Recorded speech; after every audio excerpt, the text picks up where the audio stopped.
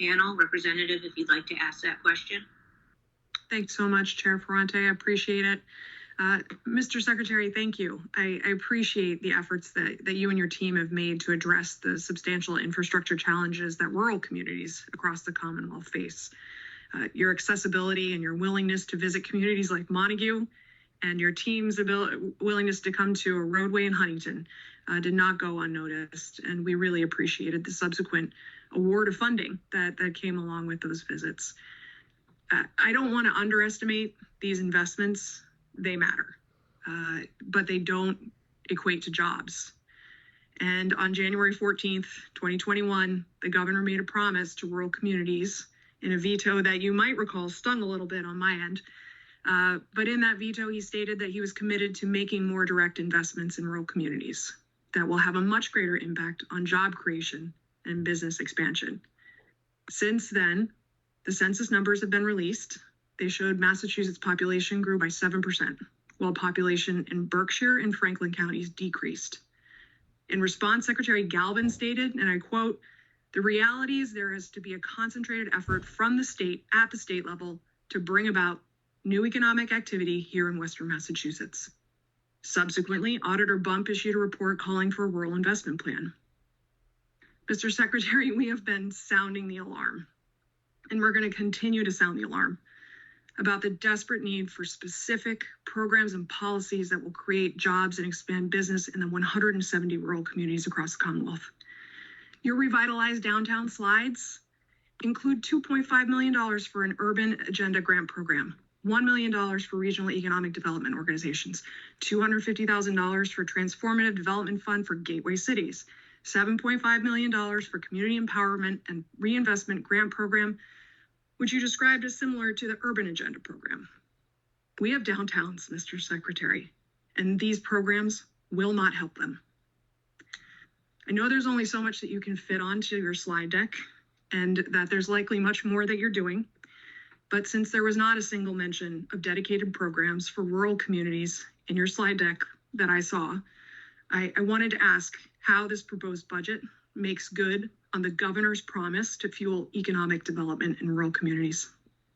Yeah, fair enough, Representative. And great to see you. And I very much enjoyed my visits to Huntington, Montague, and many other places with you. So great to see you today. Welcome anytime.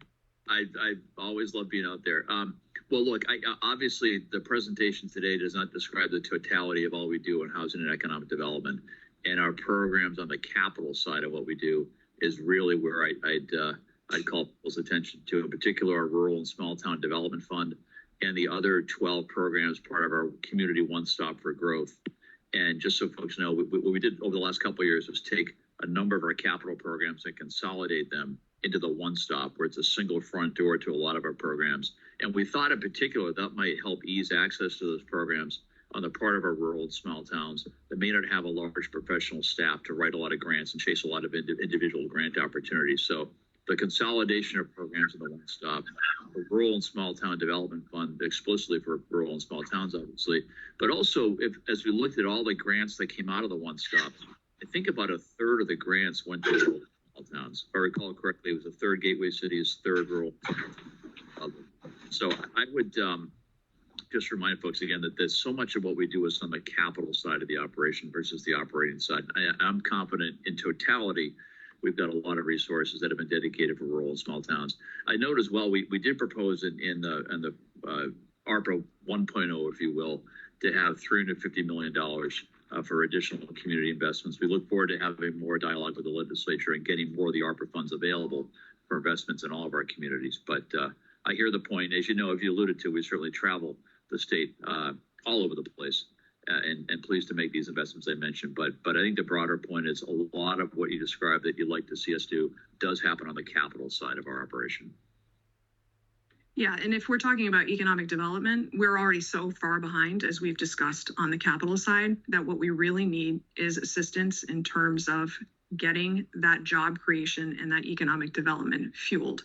Those capital investments are wonderful, but they are not creating jobs in our rural communities. That is the bottom line. And if we do not take action as a Commonwealth to fuel job creation and economic development in our rural communities, we are going to find ourselves back here in 10 years having lost more population and having an entire section of our Commonwealth left behind.